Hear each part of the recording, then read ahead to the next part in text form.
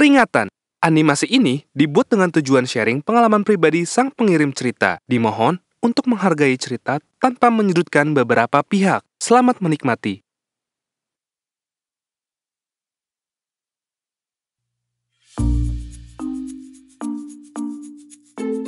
Halo pemirsa Gue Punya Cerita. Kenalin, nama gue Damar. Biasa dipanggil Damski. Gue tinggal di Yogyakarta. Salam kenal ya guys. Gue mau cerita tentang musola angker. Yap, kalian gak salah denger. Nih musola emang beneran spooky. Ngeri-ngeri gimana gitu. Cerita ini bermula dengan beredar cerita warga. Katanya, musola di kampung gue ada hantunya. Gak main-main guys. Hantunya itu Falak. Lu pada tahu kan hantu Falak? Taulah. Masa enggak? Kalau nggak tahu, Google aja ya. Jujur, desas-desus cerita horor tentang musola ini udah berlangsung lama. Cuma gue pribadi sih nggak pernah ngalamin ya. Ya gimana mau ngalamin? Gue sholat aja telat mulu. Apalagi sholat di musola. Oh my lord, ampunilah dosa hambamu ini. Oke lanjut. FYI, depan musola itu ada kuburannya guys. Di samping kuburannya ada rumah. Nah, itu rumah temen gue, namanya Mamat. Dia temen gue dari kecil. Rumahnya Mamat tuh sering banget didoain. Bahkan setiap malam Jumat kali tuh diasinin. Katanya sih, karena rumahnya dekat kuburan, jadi harus dibentengi dengan doa-doa biar makhluk halus tidak bertamu sebelum diundang. Hahaha, canda ya pemirsa. Nah, pernah ada cerita nih guys. Jadi waktu itu pernah ada orang malam-malam datang ke musola itu. Gue sih nggak tahu ya niatnya apa. Tapi waktu mereka injekin kaki di dalam musola itu, katanya rasanya kayak gelap satu ruangan. Bener-bener gelap, nggak bisa lihat apa-apa. Padahal ada jendela yang harusnya ada cahaya dari bulan dan bintang. Tapi ini nggak ada sama sekali. Dari situ dia kebingungan dan ketakutan. Karena semua terjadi begitu cepat. Tiba-tiba, dar! Ada Falak yang muncul di depan muka orang itu. Mukanya itu putih pucat, matanya merah, dan banyak darah di daerah mukanya. Orangnya langsung pingsan sampai pagi hari. Marbot yang niatnya hanya ingin bersihin musola, tiba-tiba ketemu orang yang tergeletak di dalam musola. Tanpa basa-basi, orang itu langsung dibangunin dan diberikan segelas air untuk menenangkan dirinya. Setelah semua keadaan tenang, dia langsung menceritakan semua yang terjadi pada malam itu. Habis itu, cerita ini jadi cepet banget nyebar ke warga lain. Kejadian seperti ini gak cuma sekali guys, tapi udah 4 kali ada cerita yang serupa dengan orang yang berbeda-beda. Yang bikin gue bingung, kok ada yang ke musola tengah malam? Ngapain? Hello, please deh. So, gak heran kalau warga sering banget bilang kalau ini musola tuh angker. Gue masih agak shock dan gak percaya gitu aja sih. Karena kayak kok bisa sih sampai ada kejadian kayak gini berulang kali. Nah, ditambah gue ini orangnya penasaran. Jadi gue sama Mamat mau ngebuktiin sendiri. Bener gak sih ada Falak di musola itu? Kalau emang bener, bisa jadi experience tak terlupakan buat gue. Malam-malam gue sama Mamat janjian ketemuan di depan rumahnya sekitar jam 11 malam. Cuma ya sebagai warga plus 62 yang baik, gue agak ngaret sih. Singkat cerita, kita langsung ketemuan dan langsung ke musola itu. Dan tanpa perbekalan apapun, cuma bawa badan aja. By the way, gue bohong ke ortu gue sih. Gue bilangnya izin nginep di rumah Mamat. Dan ya diizinin sih. Namanya juga cowok. Ya kali deh gak boleh. Bisa kena mental gue. Back to the story. Sesampainya di sana, masih aman aja nih. FYI, kita nggak nyalahin lampu musola karena takut ketahuan warga. Jadi kita kesini gelap-gelapan, ngandelin sinar bulan dari jendela musola sama flash dari HP. Mamat selingak-selinguk liatin semua sudut ruangan. Gue juga ngikutin gitu. Sampai tiba-tiba ada yang niup nafas di leher gue cuy. Pas gue nengok, nggak ada siapa-siapa.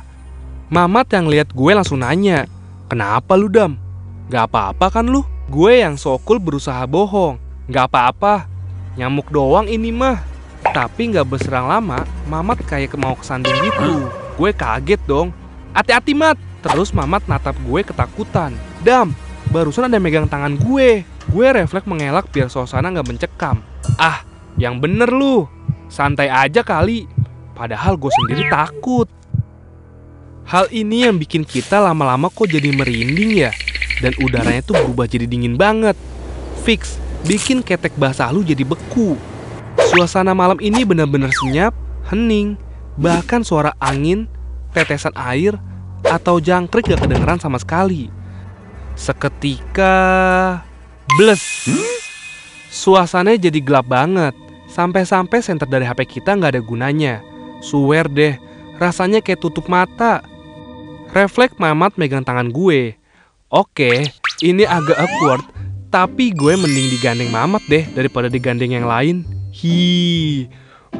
Mulut kita mulai komat-kamit baca doa. Sengenanya aja di kepala. Pas kita mau balik badan keluar dari musola, ada pocong plus tuyul woi. Anjir, apaan nih? Bukan main. 2 setan muncul secara bersamaan. Ini emang bukan kayak falak sesuai isu yang beredar di daerah gue.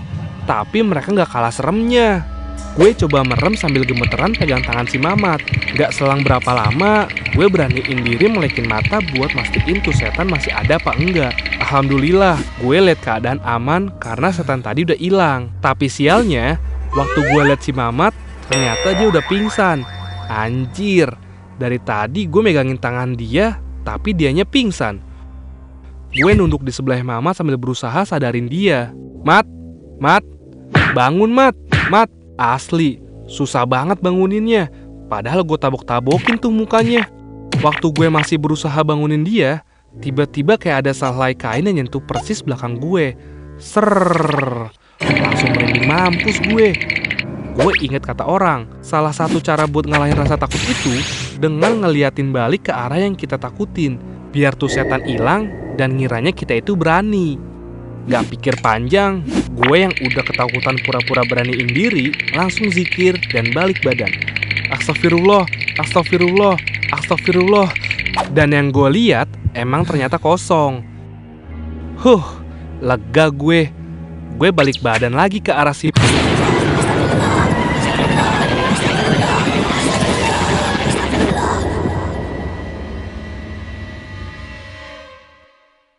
Tanpa kita sadari, ternyata kita berdua pingsan di sana. Nah, kita tuh terbangun sekitar jam 4:30, di mana ada marbot yang nemuin kita.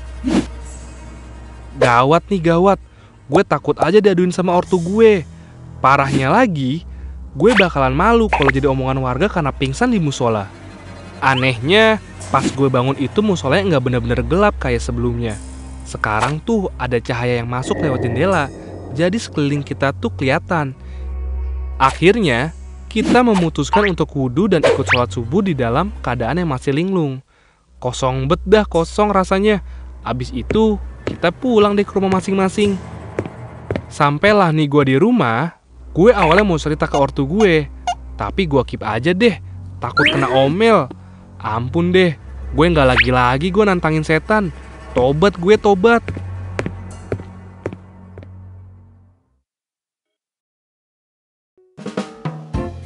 Nah, gitu deh cerita pengalaman gue di musola angker. Pesan dari gue, jangan pernah nantangin sesuatu yang bukan di ranah kita. Kalau dengar cerita-cerita mistis, ya cukup didengar aja. Jangan dicari tahu lebih lanjut. Ntar yang ada jadi kayak gue. Oh iya, kalau mau masuk musola atau masjid, jangan lupa berdoa dulu ya. Jangan asal masuk, karena juga ada etikanya untuk masuk ke rumah ibadah. Kalian harus menghargai tempat ibadah dengan berdoa sebelum masuk. Pastiin dalam keadaan suci. Ngerti nggak lu? Kalau nggak ngerti, Google sendiri deh doanya. Intinya, kita nggak boleh sembarangan. Dari sini gue belajar banyak hal. Demi apapun, gue bener-bener kapok. Kita ini hidup berdampingan dengan makhluk gaib. Udah seharusnya kita nggak cari gara-gara dengan mengganggunya. Segitu dulu pengalaman horor gue di musola angker. Sampai jumpa. Jangan lupa subscribe di channel Gue Punya Cerita ya.